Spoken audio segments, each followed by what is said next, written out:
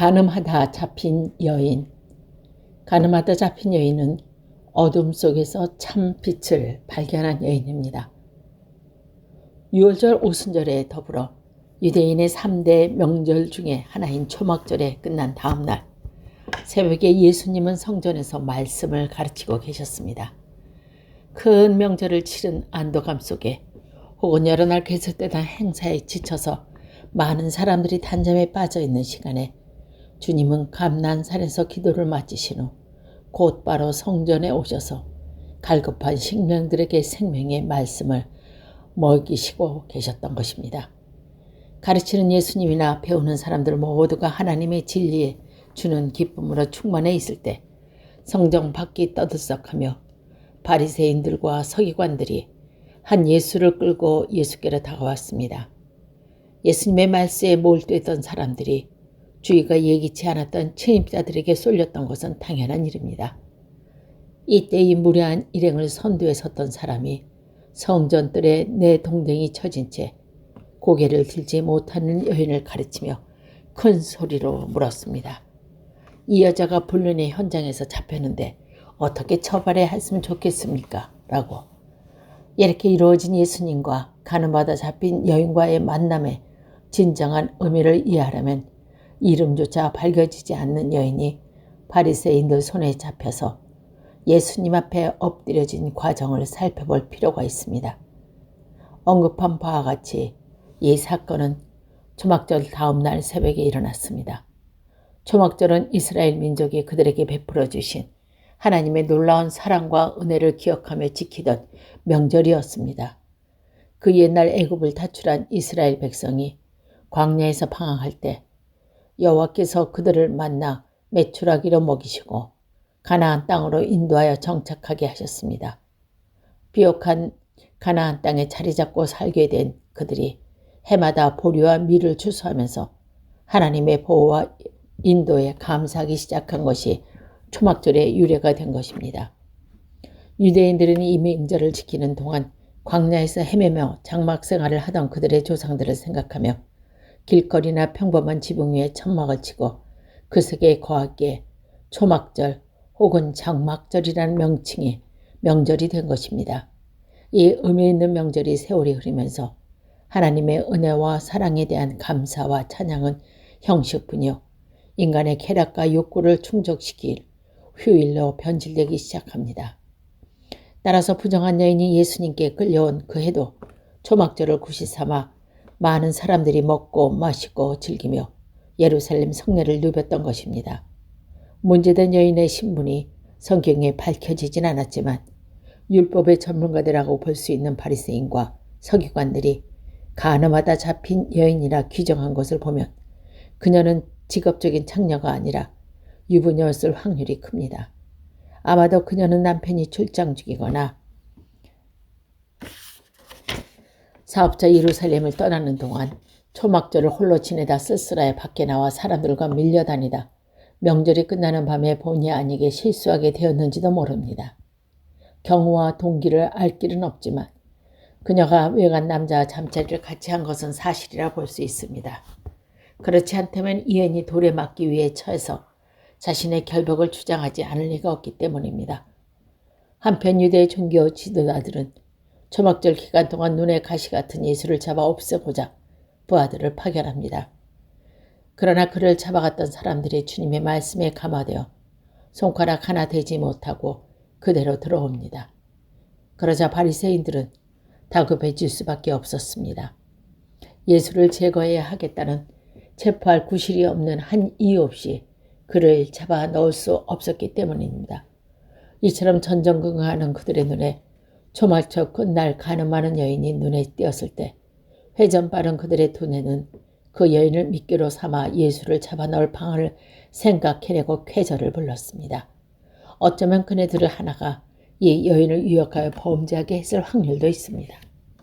상대 없는 간음 행위가 있을 수 없으며 율법은 남녀 불문을 하고 불륜 행위를 금하고 있는 데다 바리새인들이 남자는 방면하고 여자만 끌고 온 사실은 이 가능성을 뒷받침해 줍니다. 어쨌든 가늠한 여인을 예수께 데리고 온 그들의 의도는 분명합니다. 그들이 간호하는 예수의 함정에 몰아넣기 위한 것이 그것입니다. 그들이 수치와 낭패와 혼자 도망한 남자에 대한 배신감에 사로잡혀 어찌할 줄 모르는 여인을 끌고 기세 당당한 성전으로 돌아왔을 때 예수님은 그 앞에 모여 앉은 사람들에게 전국 복음을 전파하기에 여념이 없으셨습니다. 악랄한 의도를 실현하기 위해 살벌하게 들이닥친 그들은 이 경건한 집단에 서슴없이 다가서서 이 부정한 여인을 어떻게 처리하리까 라고 거칠게 예수께 질문합니다. 예수님의 답변을 기다리며 그들은 승리감에 도취되었을 것입니다. 그가 율법대로 여인을 죽이라 하시면 사람을 외치면서 사람을 외면하는 위선자가 될 것이고 무죄 방면하라 하시면 율법을 무시하는 이단자가 되며 더 나아가선 사형 집행권이 없는 유대인으로서 로마법에 도전하는 범법자가 되기에 예수께서 어떤 반응을 보여도 그들이 그물에 걸리게 되어 있으니까 말입니다. 그들에겐 그 여인이 돌에 맞아 죽느냐 혹은 살아나느냐가 문제가 되지 않습니다. 그녀의 가증스러운 죄를 처벌함으로 사회 정화를 깨우고자 하는 의도도 전혀 없었습니다. 그네들이 원하는 것은 그들의 걸림돌이 된 예수를 제거하는 것뿐이며 가련한 여인은 그들의 목적을 달성하기 위한 도구에 불과했습니다. 다시 말해 유대의 종교 지도자들은 천하보다 귀한 한 인간의 목숨을 그들의 불의한 의도로 실현시키기 위한 수단으로 격화시키고 말았던 것입니다. 성절들에 엎드린 여인은 율법에 금지되었음은 물론 사람에게 지탄마다 마땅한 간음으로 죄를 범했습니다. 그녀의 범죄는 돌에 맞아 죽어야 하는 중한 것이기도 했습니다. 그런 그녀는 차가운 마음을 지닌 율법에 정통한 학자와 서기관들이 볼 때에 처벌당한 마땅한 추한 죄인이었으며 기회주의자 바리새인들의 눈에는 그들이 예수를 잡아먹는 기막힌 구슬을 준 고마운 존재였습니다. 그러길래 그들은 예수를 향해 선생님이여 이 죄범한 여인을 어찌 처벌하오리까 하고 다고쳐 물었던 것입니다. 회출한 무덤 같은 그들이 음흉하고 추잡한 가슴속을 들여다보고 계시면서도 주님은 수치감과 굴욕감을 어쩔 줄 몰라 하는 여인의 연민의 눈으로 쳐다보셨을 것입니다. 하나님의 영광을 버리고 세상에 오신 목적이 그녀 같은 죄인을 사랑으로 용서하고 은혜로 감싸서 세워질 수 있게 하기 위해서이기 때문입니다. 그렇지만 율법을 내세우며 그녀를 돌로 치겠다고 기세에 등등한 바리새인들과 서기관들 앞에서 예수님이 그늘에 걸린 새 같은 신세가 된 가련한 여인에게 자비를 베푸실 방법이 있을 것 같지는 않았습니다. 사실은 예수님 자신이 그들의 함정에 빠지실 일보 직전에 처한 난처한 상황이었습니다. 그래서 그런지 예수님은 몸을 굽혀서 땅에 글을 쓰기 시작했습니다. 이것을 보며 예수님을 둘러싼 무리는 생각했을 것입니다. 헤어날 수 없는 궁지에 몰리게 되니 시간을 벌기 위해 무엇에 쓰는 척하는구나 라고 전능하신 주님이 그네들이 던진 그물에 빠져나올 방안을 모색하기 위해 시간을 끈다고 생각한 것은 그들의 착각에 불과합니다. 하지만 그 긴장된 시간에 예수님이 무엇을 쓰셨을까를 궁금한 일이 아닐 수 없습니다. 그것 외에는 고문서 어디서든지 예수께서 직접 글을 쓰셨다는 기록이 없고 보니 주님이 쓰신 내용을 알 수 있으면 그리스도의 생애를 좀 더 잘 이해할 수 있는 귀중한 재료가 될 가능성도 있습니다. 어떤 분은 예수께서 죄인을 처벌하려고 팔을 걷어붙이고 나서는 자칭 의로운 바리새인과 서기관들의 숨은 죄악을 나열하는 것이라고 생각합니다. 혹자는 완악한 그들이 회개하고 돌아갈 기회를 주기 위해 주님은 무언가 땅에 쓰셨을 것이란 가능성을 제시하기도 합니다. 그러나 이런 생각들은 어디까지나 추측이요 기상이지 주님이 무엇을 쓰신 것은 알 길이 없습니다. 그러나 한 가지 분명한 것이 있습니다. 그것은 그가 땅에 글을 쓰시면서 인해 멸시와 비웃음이 가득 담긴 눈길로 여인을 쳐다봤던 수많은 눈동자들이 허리를 굽히신 예수님께 쏠렸다는 사실입니다. 사랑과 자비의 주님은 여자로서 최대의 굴욕과 수치를 당하며 어서 속히 죽고 싶다는 심정으로 엎드려 있는 버림받고 상처 입은 여자에게 향하던 주님의 눈길을 자신에게 돌리셨던 것입니다. 훗날 인류의 과거와 현재와 미래의 모든 죄짐은 그가 대신 지고 십자가에 달리셨듯이 이런 구세주의 깊은 뜻을 알 길이 없는 바리새인들은 어서 결단을 내리라고 주님을 독촉합니다. 한시라도 빨리 예수로 올가미에 넣으려는 그들의 최종 목표를 이루시기 위해입니다. 조용히 일어나신 주님은 그런 그들을 향해 잔잔하면서도 위험 있는 음성으로 말씀하십니다. 너희 중에 죄 없는 자가 먼저 돌로 치라고 말씀입니다. 죄범한 여인을 율법에 의해 처벌하라는 주님의 판결이 내린 것입니다. 독촉하진 여인의 답변을 들은 것만 아무도 그녀를 향해 돌을 던지지 못했습니다.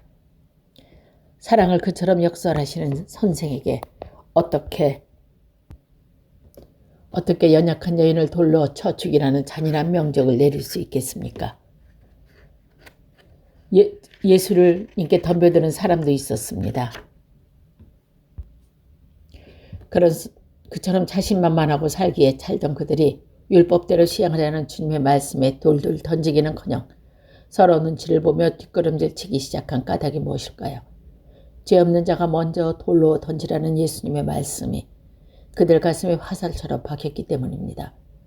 만약 예수님이 너희 중 각각 존경받는 자가 첫 돌을 던지라고 하셨는지, 너희 중 가장 의롭게 거룩한 자가 저 여인을 처벌하라고 하셨다면 백발을 휘날리는 바리새인이나 율법의 대가라고 자부하는 이기적인 서기관이 나섰을지 모릅니다. 유대의 종교단들이요, 자기네들보다 성결하고 의로운 사람이 없다고 자부하는 바리새인과 서기관들이 죄 없는 자가 먼저 나서라는 예수님 앞에 무력하게 무릎 꿇고 말았습니다. 예수님의 말씀은 그들의 양심을 때린 직격탄이었기 때문입니다. 그들의 애써 잠재우던 양심이 주님이 던지신 폭탄으로 깨어지자 거룩한 유형과 유선이란 표장지 속에 감춰진 자기들만이 아는 숱한 비행과 온갖 부끄럽고 추한 죄악들이 고개를 들었던 것입니다.